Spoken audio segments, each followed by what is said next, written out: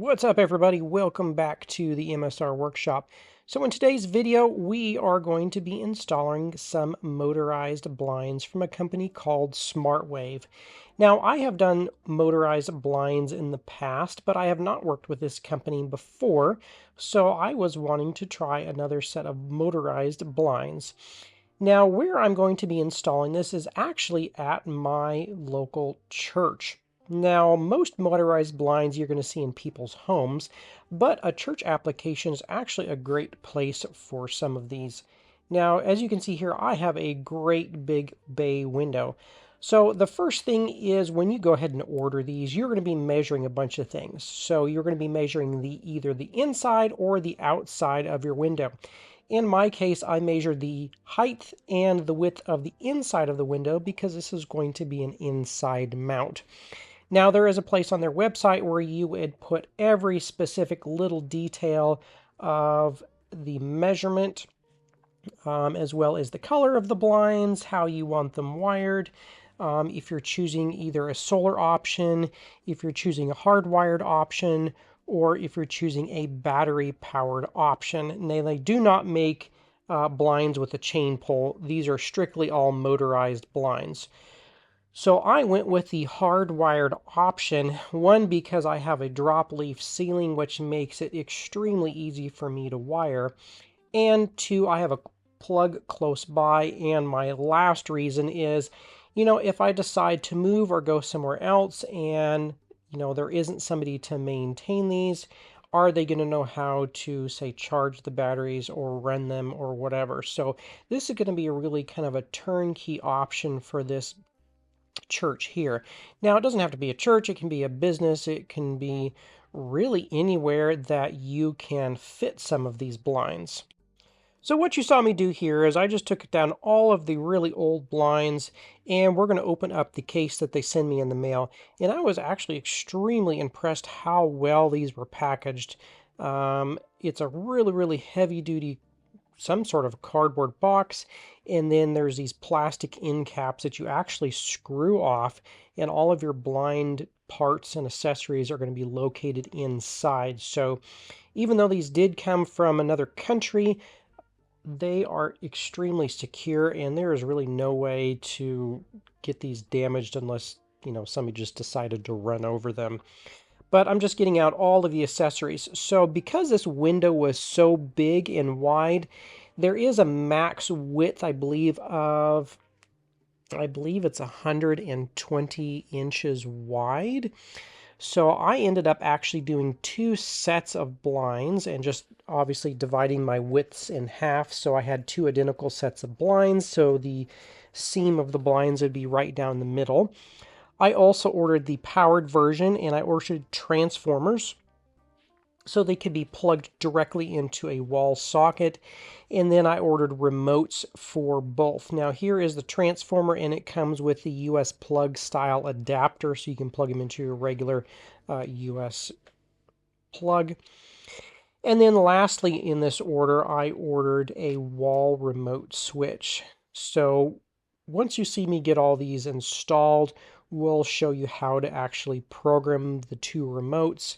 They come programmed individually for each one, but if you want to program both blinds to one remote, and then we'll need to program the wall remote, which is battery powered as well. But I found that it was really easy to do. So just kind of opening up everything, looking over all the accessories, that was one of the remotes. Kind of just keep those there, and we'll start to mount these to the ceiling. Now, this isn't my first go-around with mounting motorized blinds, but all of them are basically the same as far as the way they are mounted. So, first off, you'll have your remote for each blind, and they'll be numbered. So if you order multiple blinds, you want to keep those straight. This is our little multi-touch wall remote. And the way they get mounted to the ceiling is with these spring-loaded mounts. Now, one thing that they did was extremely cool, which you'll see here in a minute, is they included a double-sided kind of foam tape. So it makes them so you put the double-sided foam tape on the backs of the spring-loaded mounts. You just stick them to the ceiling where you want, and that way you don't have to hold them up or mark them, and they fall down and kind of get out of whack when you go to mount this thing. So that was a really nice touch, which I did not have with the other ones that I had installed. So the blinds themselves come wrapped up. You kind of just leave those wrapped up until you get the mounts put up, and then you can kind of peel that off, and then the blind will hang freely. So I ordered the ones with the decorative kind of fabric on the front of the motor housing where it rolls up, and this would be their white color. So mounting the brackets, this is that part that I was told you is really cool. So it's a 3M double-sided kind of a foam tape that you mount to the backs of your spring-loaded brackets. So kind of just do those on there, you'll peel them off, and once you've measured how far in on the underside of your window you want, you just peel it off, stick it up there, and that holds it there while you secure it to whatever you're mounting it to. So in my case, I had kind of a bricked framed out window, but I was lucky enough to have this wood kind of frame there already. So I just took the box for the remote and that used that as my spacer, and then stuck it right there, and it stays put. Now, one thing to pay attention to is you cannot actually take that first bracket and shove it all the way to the corner. And that's because you do have a little bit of housing and you do have a little bit of a motor width that you need to take an account for. So that corner was just a little bit too close, and I didn't show it on video. So I did have to move it, but fortunately they did send enough 3M tape, so I just peeled it off and then removed it, and then just stuck it back up there. And then I just kind of did a test fit, make sure everything was lining up correctly. And one thing you want to make sure too is that the board that you are securing your brackets to is not bowed in any way. Otherwise, it does make them hard because you're hooking in multiple brackets to your window frame.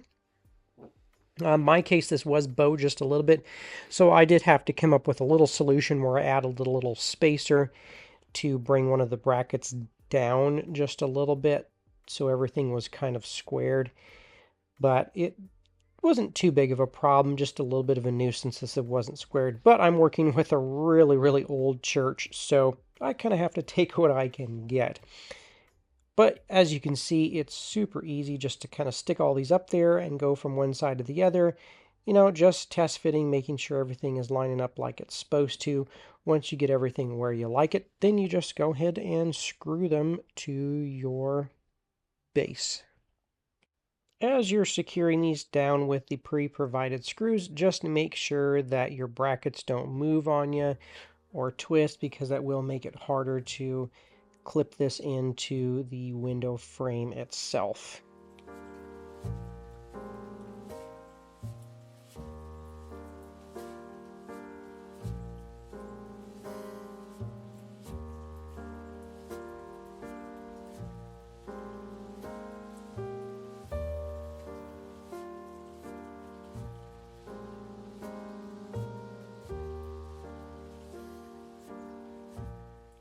Now comes the fun part where we clip these in. So the way you start is with the front tipped out from the bottom.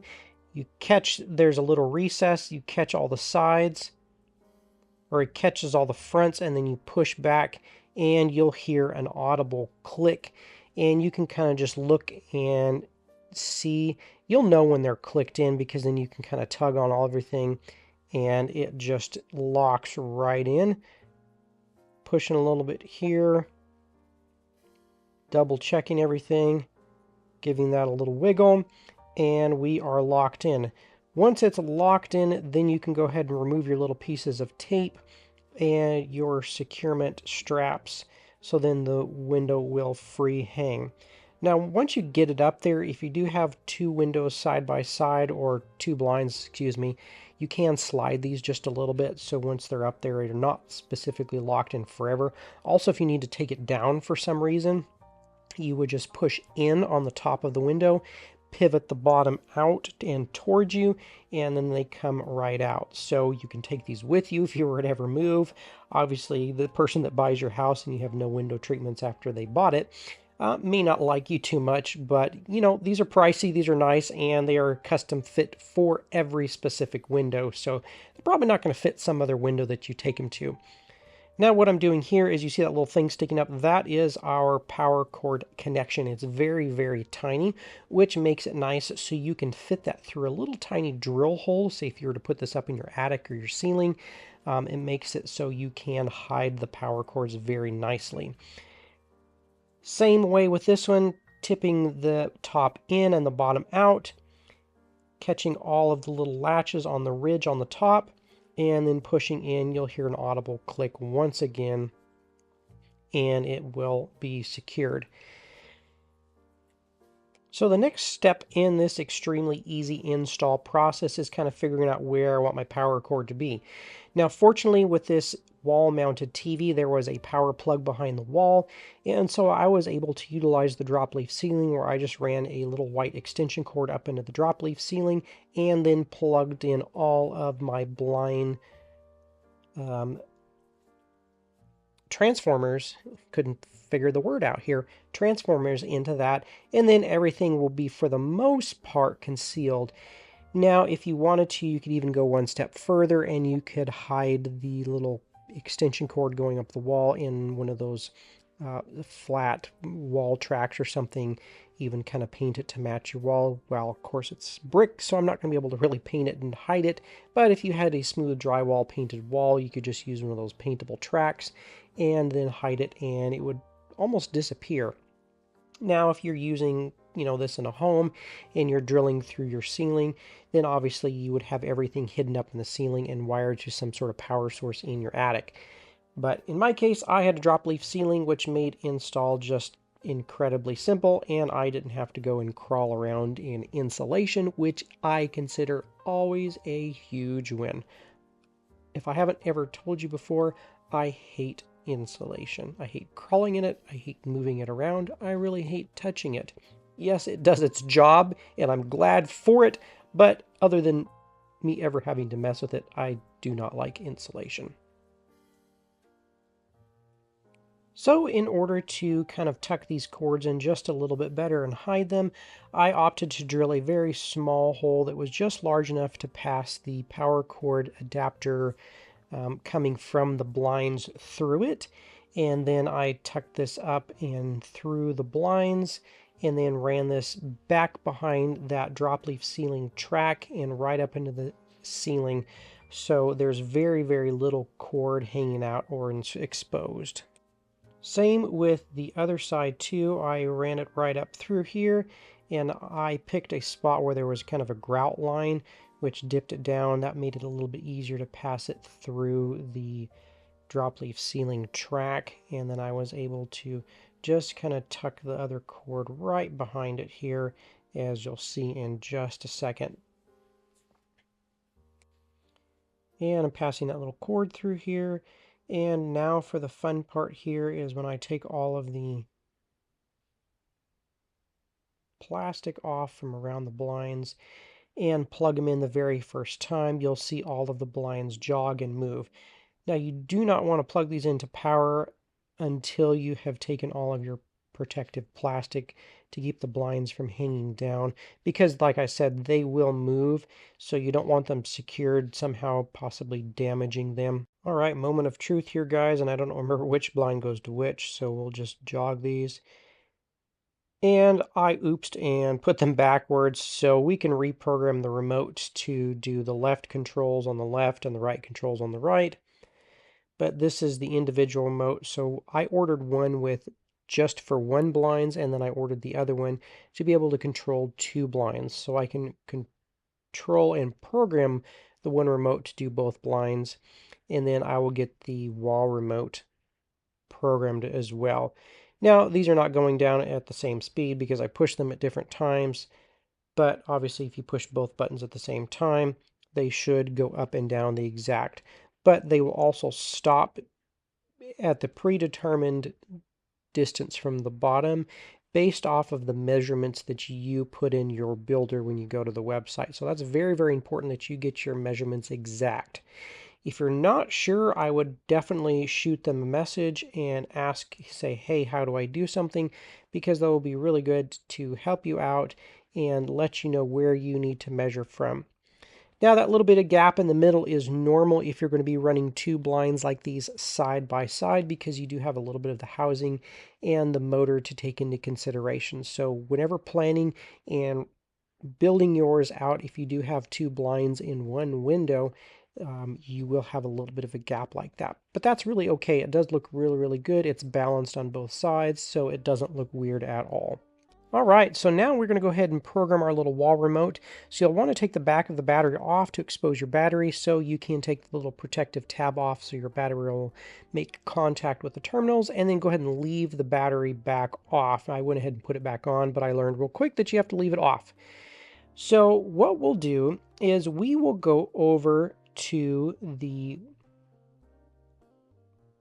blinds themselves, and on the bottom, you'll notice that there's a tiny little hole that you can tap with a pin. So you'll hold this down. Your blind will jog once like that. Then you will go to the back of your remote. And depending on the side that you're programming, in our case, we'll program that one. You tap it once, you'll see the blind jog up and down, and that allows you to program that side of the remote. And that is it for programming. Very, very simple. Now, to deprogram your blinds, you would do the reverse of that, where you hold the program button down on the back of the remote until your blind jogs like it did, and then go up and tap the blinds once. The blinds will move, and that is it, how to deprogram it. And then you would just go through the programming process again, where you would hold the button down till it jogs up and down, and then tap the side of the back of the remote, which side you want to program. Now this, I just used some hot glue and I stuck it to the wall here. You can screw it down. I had bricks, so obviously screws don't work too good for me.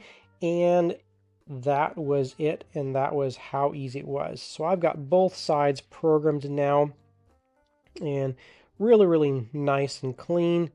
I hit both of these, and now if somebody wants to come into this room, they have these absolutely beautiful SmartWave blinds going down.